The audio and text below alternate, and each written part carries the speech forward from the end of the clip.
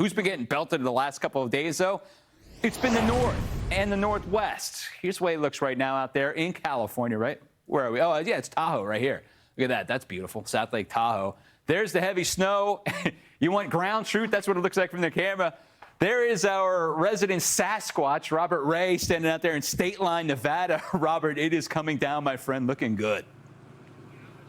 Oh, it is big time coming down. Bob, Marissa, everybody, welcome to the Sierra Nevadas and the snow dump that everybody has been waiting for. We're going to get feet of snow, and it's coming down vigorously here this morning as we are at one of the ski lift areas for Heavenly Ski Resorts up in Stateline, right across the border from California. We're up pretty close to about 8,000 feet here, and the piles of snow, as you could see, I'm standing in almost a 20-foot pile of snow that they've pushed aside from the parking lot here this morning. That's how much snow has fallen overnight, and it is just remarkable as all these skiers are coming in. And I'm just going to see if I could jump down into the snow. Yeah, that's about what I expected to happen, and just very fluffy stuff. This is not snow packing, snowball fighting stuff. And you see the skiers and snowboarders making their way up from another parking lot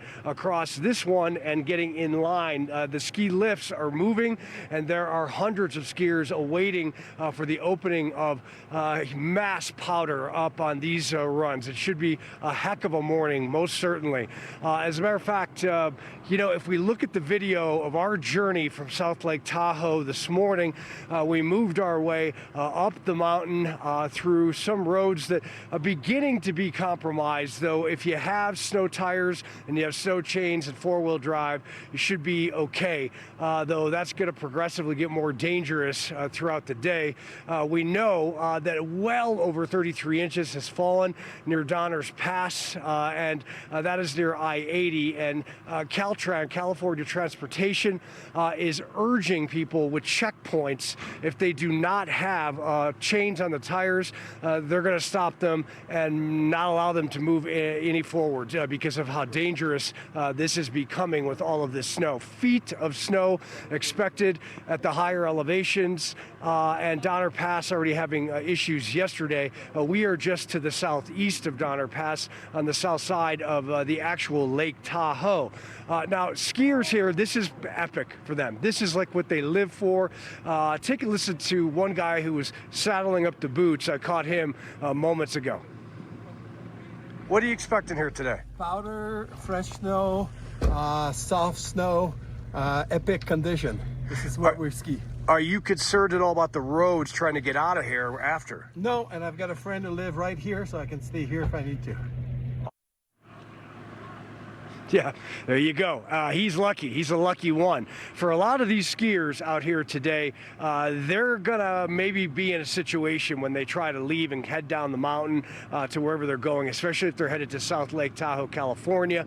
It's going to be tricky. You're going to have the correct vehicle. Or snowboarders and skiers, and they are actually have a snow blower above us. Our camera is underneath this patio, and the snow blower is about to blow snow on top of the snow that's falling on us, so we'll just have to take that as it is. Power outages are already happening around the state of California. Over 6,000 customers, unfortunately. Avalanche risk in play as well at some of these high altitude areas, and of course we know what has happened on the coast with all the rain from Los Angeles all the way up to the Bay Area, guys. So we're monitoring all this amid the piles of snow and the vigorous snow that is falling here this morning in Stateline, Nevada, which is just on that border of California.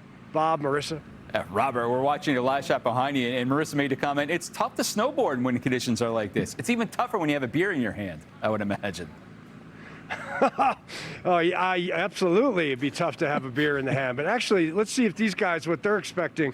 Can I ask you guys a quick question? You're not too personal. No, it won't be personal. You're live on Fox Weather, by the way. There's the camera. Snowboards, we were just talking about how conditions for snowboarding when you have this much powder becomes more challenging. What's your take? Usually I have a specific board for deep powder.